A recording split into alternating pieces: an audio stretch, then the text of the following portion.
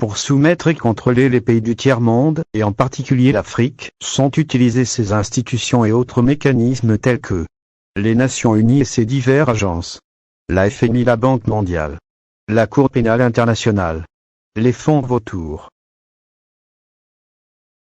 Patrice Lumumba, Thomas Sankara, Robert Mugabe, Muammar Kadhafi, et j'en passe. Ces hommes avaient une vision idéologique, émanciper et défendre leurs pays respectifs, et l'Afrique en général. Chacun de ces hommes politiques africains ont à un moment donné tenu tête à l'Occident, et nous savons tous leurs résultats. Congolais et Congolaises, combattants de l'indépendance, aujourd'hui victorieux,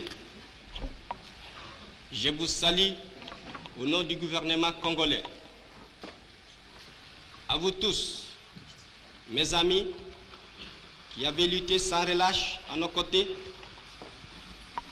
je vous demande de faire de ce 30 juillet 1960 une date illustre que vous garderez ineffaçablement gravée dans vos cœurs,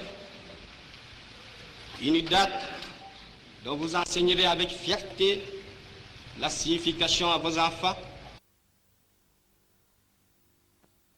Représentant de la communauté internationale, je viens en ces lieux vous apporter le salut fraternel d'un pays de 274 000 km² où 7 millions d'enfants, de femmes et d'hommes refusent désormais de mourir d'ignorance, de faim et de soif, tout en n'arrivant pas à vivre véritablement depuis un quart de siècle d'existence comme État souverain siégeant à l'ONU.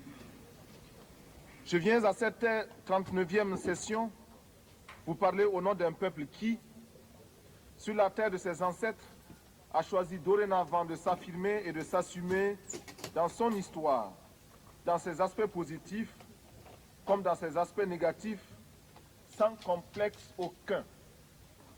Je viens ici enfin, mandaté par le Conseil national de la Révolution du Burkina Faso, pour exprimer les vues de mon peuple concernant les problèmes inscrits à l'ordre du jour et qui constituent la trame tragique des événements qui fissurent douloureusement les fondements du monde en cette fin du XXe siècle.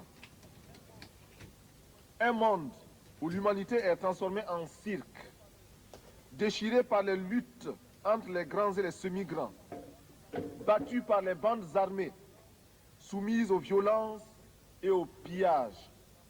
Un monde où des nations, se soustrayant à la juridiction internationale, commandent des groupes de hors-la-loi vivant de rapines et organisant d'ignobles trafics de fusils à la main. Monsieur le Président,